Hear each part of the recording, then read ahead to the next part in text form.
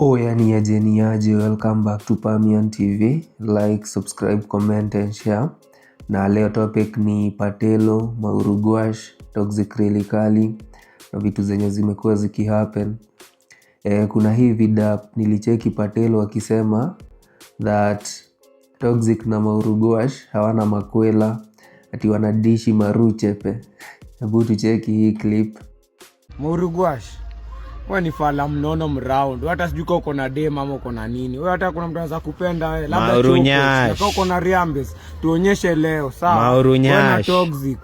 Tuonyeshe ni mademu wenu, hata tujue nyinyi mko na mademu, sawa? Acha hata kuwa na mama. Tuonyeshe ni hadi machura tu wenu. Maruchepe. Maumbo wa nyinyi. Hata Maruchepe ndo hamuna. Kazi ni kukula ma vixen. Na mwezi lipa hata vixen. Oya. Kwa Bagda. Tabugda. Patelo ni kama amerudi kubanja kwa mneti. Nothing much. Itabidi wa match hiyo energy na Mauru Gwash. Cause hiyo ndi vako zao. Nilicheki Mauru Gwash pia akisema ati Brooklyn Boys wanavaanga merchandise pekee. Hebu tucheki hii video. Na hasa ni wakuvaa merchandise kila mahali. Mtafute pesa ya kubai nguo. Mtakuwa mnashinda mmetorokea merchandise. Mbato valuku wangu niko na merchandise hizi streets matako ni. Anyway, away from that, nilicheki Willy Paul alipewa certification plaque ya platinum record 3 msee bana. Lakini Pose akona hits. Kwanza ile ngoma walifanyanga na Alain I Do, akona mangoma bigi. Ina make sense yeye kupata platinum record. Kenya sasa kuna certification board na nilimeka video about it. Pia Brida alipata yake ya 10 million streams. Na wasanii wengine pia wamepata, kina Iyani, kina Brooklyn Boys. Wasanii wamepata nini hizo plaques. Time wasanii wengine kama kina Avril na Kendi, Keremi wanabuy views.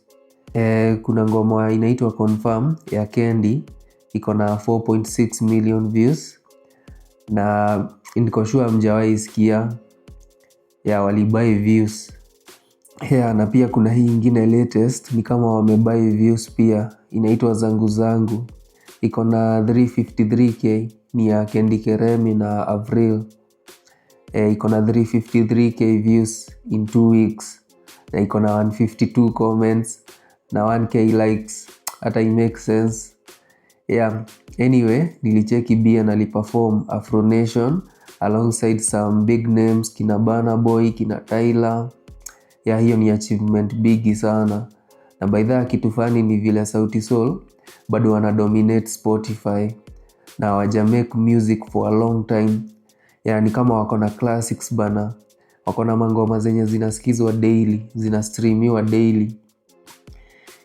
Hii music industry ya Kenya inabidi tu kufuata strategy yenye inakuwakia.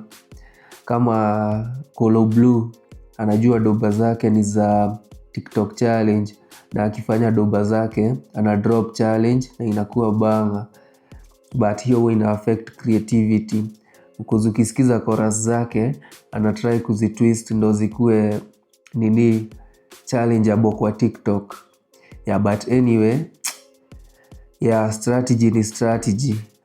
Otherwise ni hayo tu kwa sasa manze. Like, subscribe, comment and share. Tupatane kwa the next video. We out.